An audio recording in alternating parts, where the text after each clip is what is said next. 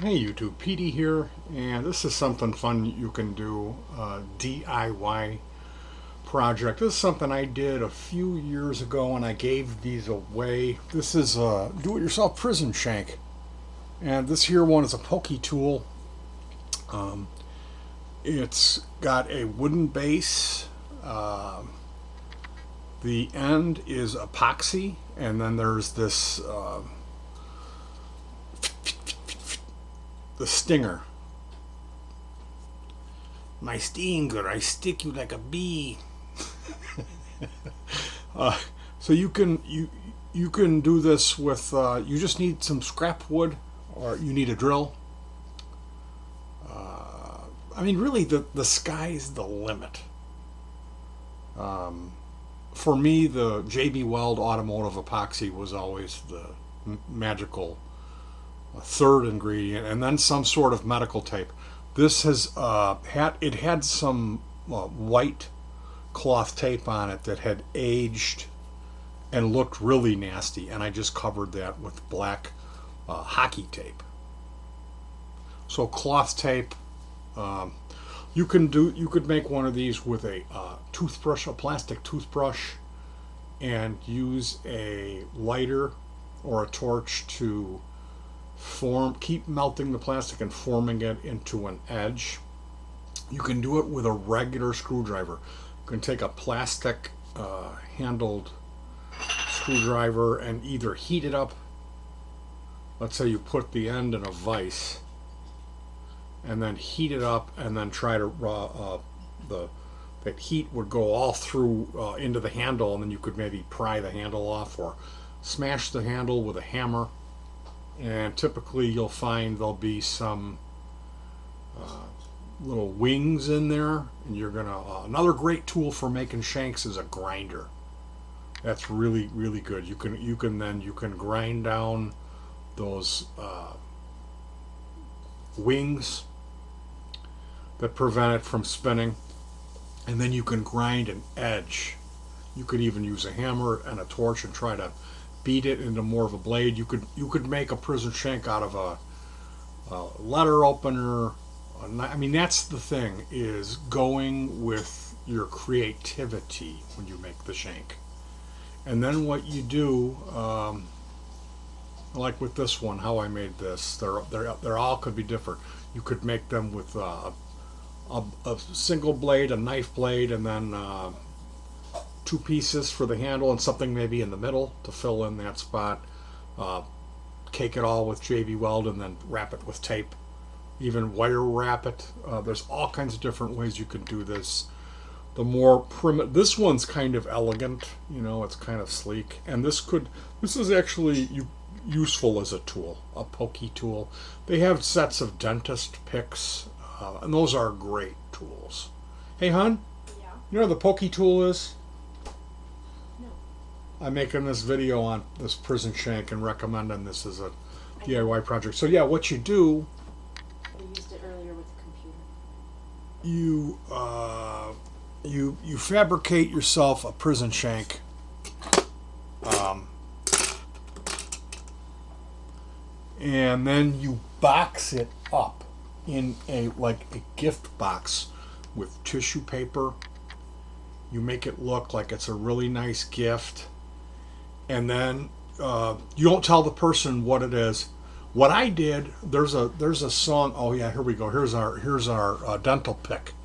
Okay, so this is what we call the pokey tool, and there's so many times when this comes into play. Hun, I need the pokey tool, and then she'll grab it. Like let's say you bought a PCB and they give you the wrong bomb, so you build it and it doesn't work, and then you have to remove the resistors that you've soldered in. Well, this is great to stick underneath that leg of the resistor and apply some pressure. You can pull resistors out one-handed. You take this on one side and just use gravity as the thing even to pull down, and go on the bottom side with the iron, and it'll lift that leg of the resistor out. Then you grab a needle nose, grab the leg that's sticking up, and then hit the other side with the iron and pull it out. So the pokey tool is often, it's just one of those things that you'll be working and I'll go, gee, I could really use something like a PIN pin or a pokey tool. So yeah, like I said, what I did, there's a group called Deadbolt. Deadbolt was one of those groups that was popular around the Napster LimeWire thing. And the thing with Deadbolt is they have a lot of CB, like trucking theme. And I think, I'm not sure, but I think they sound like they're all kind of husky, like big guys, cowboy hats, mirror sunglasses. And I think they have CB rigs on stage. Well, they'll have a PA and they'll get on and they'll do conversations. Their songs are they're written about CB lingo, CB conversations. There's all that stuff in there, and one of the songs they have is called Prison Shank. Shank, shank, shank, prison shank, and it's a great Deadbolt song. And what I did, I made a disc with that single MP3 on there. Help me! I've been shanked. Ooh, it's bad. And that's how this whole thing started. I was working. It was in the middle of a project that was kind of tedious and taxing, and that song came on, and I kept hitting repeat. And then I thought, you know what? I want to make a prison shank. And so I got sidetracked from my work, and I started making these things quickly. And then I started giving them away. You would get a white square box with the CD in the bottom of it and a paper envelope. I would draw a shank on it and write prison shank on the disc. And then this would be wrapped up on top of that. And you would give it to people and they would just be like, and you would watch their face at Christmas. You would watch their face as they're like, what in the hell is this? And then you're like, it's a shank. It's a prison shank. It's a great gift. It's a very thoughtful gift because making a prison shank, it takes some creativity, it takes some materials, it takes some effort, but it's something anybody can do. And so I just wanted to share that with you. It had fell down, and my wife pricked herself on it today. Ow! And it was the prison shank. So yeah, I was just like, you know what, I got to share this. I know that somebody, a couple of the people that watch this thing would get a kick out of this. Maybe they might even be familiar with Deadbolt, the group, Voodoo Trucker. I love Deadbolt. It's great music. I wish I had more of my prison shanks here to show off to you. I don't know where they ended up. I know the best one I gave to my little brother. And he was just like, what is this? Now, he collects rifles and pistols. He's into that kind of stuff. Not so much knives. But, so again, it wouldn't really be good for a person who has a knife collection because they've got expensive, fancy knives. You know, and like I said, you can laugh and go, ha, Petey's got his crappy little prison shank. Oh yeah, let's talk about it now. See, how do you like that? See, I could tell you the story about the first stiletto out the front knife that I was in possession of. We were on the boat, and it was me and my daughter. We pulled in at Columbia Woods, and there was some guy sitting on the grass drinking beer by himself. And I was like, hey, how are you? And then he came over and talked to me. And he was a local guy. He was telling me, like, man, this is really dangerous what you're doing. He's like, you shouldn't be coming here. This woods is dangerous. I was like, dangerous? What do you mean? Like, I grew up half a block away from here, and I've never seen you here. Like, like, the amount of times that I drank at that woods or made music there or hung out, we threw parties there. Like, I spent a lot of time at that woods, and I've never seen this guy there. He's trying to tell me how it's like. I guess at the time there was some gay cruising going on there. And the locals didn't like that, so they put up these. They were spray painting on the garbage cans, nasty graffiti like "fags go home," stuff like this, and somebody got beat up. There was some locals, and they saw a guy there. They were like, "You're a fag," and they, get out of here, and they beat him up. And the thinking is that if you tolerate this type of gay cruising in your local forest reserves, it will turn into a gay cruising woods, and it'll just be full of homosexual men, and they're having sex, behind the trees and behind the garbage cans and all over there, and like that's fine if you're homosexual. I'm not saying gay people are bad, okay, but taking over a woods, there's a lot of gay woods in Cook County. There's a lot of them. It's like 10% of them are gay woods. And once they become gay woods, that's all that goes on there. They're not family friendly anymore. They're not fisherman friendly or drunk friendly. You only go there to have gay sex. Okay, so it's a thing. And regardless of how you feel about me talking about it, because I'm not saying either way. I'm not coming out and saying, "Oh, you go rotten hell," but that was the local reaction, and that's what this guy was telling And me that's about. it's not like couples. I mean, this is almost like a hooking up thing, right? I mean, Yeah, it's Not it's like it was it's couples, it's it was just- down and dirty. Right. It's type of like STD type of thing too. It's just not pleasant. So according to this guy, that's what had been going on that year. And I hadn't been spending much time at that woods because I was running on the river. That's all I was doing for 11 years. We had no real excuse to hang out at the woods. We would stop there and unload our barbecue grill, propane grill, cook, and then get back in and keep going.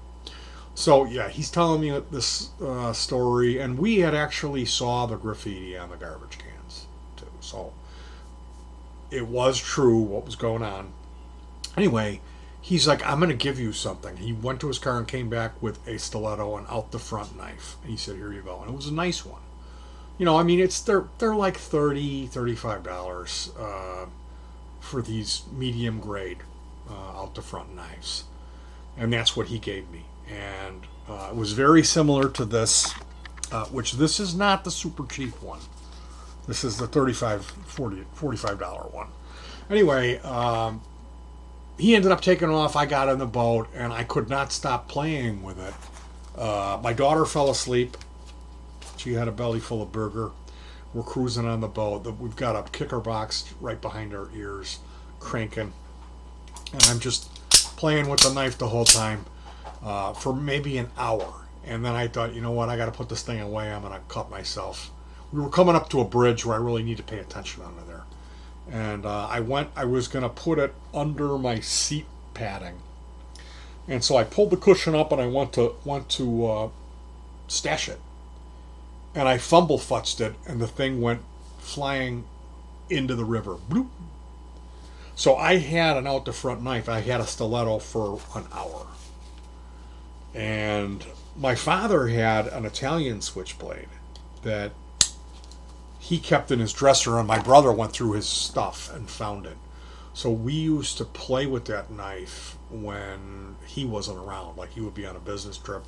My brother would sneak in there and grab it, and we would play Dirty Harry, playing around with it. So I always had a fascination with those type of knives.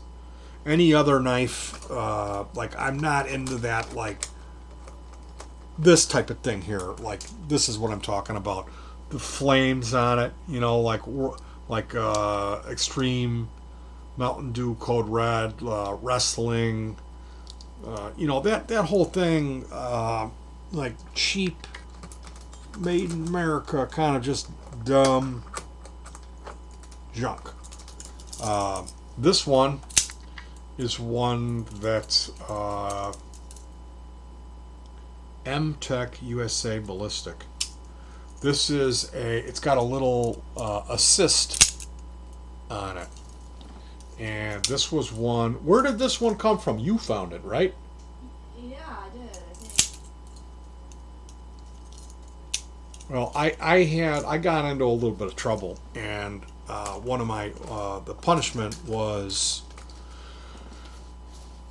community service. So I was washing police cars at the county, the Cook County Police. There's a county jail, and then they have the county sheriff's office and their motor pool, and they have a car wash. So what they do, they take these people that get into minor trouble, and rather than send them and lock them up for a weekend, they give you like 2 weeks of community service where you come in and work for a few hours, and that's like 2 weeks of that, you know. And I was doing that car wash, and they're mostly police vehicles that you're washing. And then a drug dealer car came through. And how do you know it's a drug dealer car? Well, it was completely tricked out. It had ground effects, fog lights, all custom work, pinstriping, tinted windows, stereo with an EQ, speakers all around in it, uh, rims, you know, fancy brakes, the whole thing. Beautiful car. So, of course, everybody that thinks they're you know, hot stuff wants to go and wash that car. And I positioned myself. Of course, I wanted to get over on that one. I got in on it too, but like everybody was on it. And I went back by the trunk and popped the trunk and went underneath the spare tire looking for contraband because it's a drug dealer car. And there was a tall, like a 6'7" white guy who was like kind of like a wigger, and he was like, "What y'all trying to do?" And I was like, "I'm looking for contraband. What do you think?" And he goes, "Man, they go over these cars with a fine tooth comb. Y'all ain't gonna find shit." And I go, "Oh yeah, here's a switchblade." So there was a switchblade in the trunk of this car, and I don't know if it was this one. No, this was what happened to that one, Gabti? No, Do you remember? no. Didn't one break? Like it just like broke. Yeah, maybe it broke. That was the one. I can't Probably remember the what it was cheap like. one from the. So here I am in possession of this switchblade while I'm at this car wash on, what do you call it, uh, community service for the Cook County Sheriff's Department. And one of the rules is no chingas, no pingas, no sticker, no this is my bee, I sting you. You know, this is you can't have a little knife. And if I were to get caught with it, they would have locked me up. I would have like I should have done if I would have thought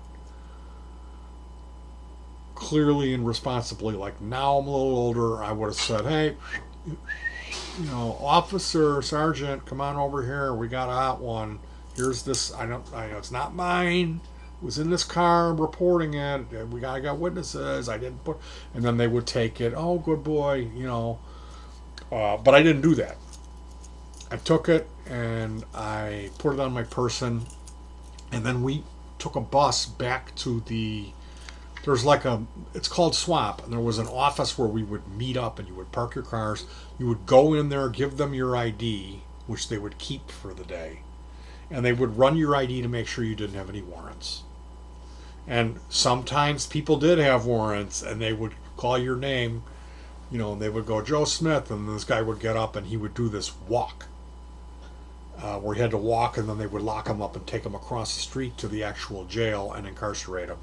And this walk that this guy did, he knew he was going down, and it was like his last walk of freedom. And he did this like shuffle, and he had his head down, like, man. And his legs were moving, and it was like, shh, shh, you could hear his feet, but his body wasn't. and it took him like 8 minutes to walk about 6 feet. It would, I'll never forget that walk. And I've seen other people do that where they like really think they're cool and they're trying to show you how bad they are by walking so slow. That's a thing, you know. Anyway,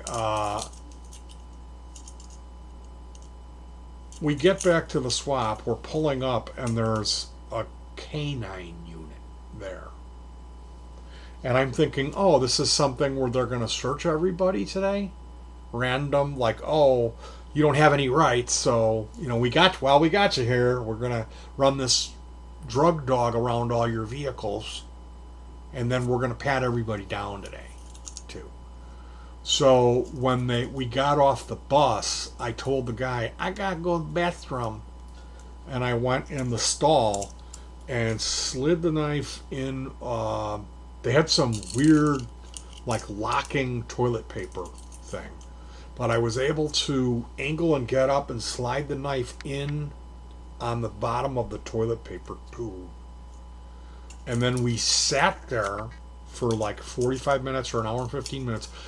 Unbelievably hot. They had a fan blowing hot air on you. But it was like they did everything they could, like constantly screaming at you and like going on the PA all the time. If you'd be like picking up garbage on the side of the road, going on these 100-watt PAs and like yelling orders at it was just like they were just like they were dicks. And some of the people were like legitimately picking up the garbage. You know, there would be a small percentage of people that were like, we're here, we might as well work hard. And those people were looked at as like bullshit, like you're a snitch. You're supposed to drag your ass and not do any work. So that was what they were used to. And if you went ahead and you worked hard and you took it seriously when they told you to, you know, get in line, you got in line, it did not win you any favor with those guards. They were just like, they were dicks. They didn't, and I didn't play the game and do it to be a snitch or get any special treatment. That's just how I am. You know, I'm wired that way. So here I am with this switchblade. I jammed it into the toilet paper tube, come back to my seat, wait for the hour and 15 minutes sitting there sweating. And when they released us, I went back into the John, grabbed it, slid it into my sock or whatever, and then went and got in my vehicle. Or I think actually you came and picked me up. I don't recall, but did the dogs come and sniff you guys? No, the canine guy was there because there was a female working there who was attractive, and he was dating her. And he came there with his dog just to, hey baby, I'm here to talk. So that's the prison shank video. All my switchblade stories. We just got back from visiting my grandson, so I might do a video on that. We took a little trip and put some pictures of the baby just so you guys can see him. It was a nice trip, kind of a really long ride up there. But I'll save those details for another video. Thanks for this. Thanks for checking in on this kind of random video. And if you do follow through and make yourself a prison shank, I would love to see that. So let me know. Hook me up with some links so I can check it out. Makes for a great gift, fun for the kids. Prison shank. All right, we'll see you around. Peace.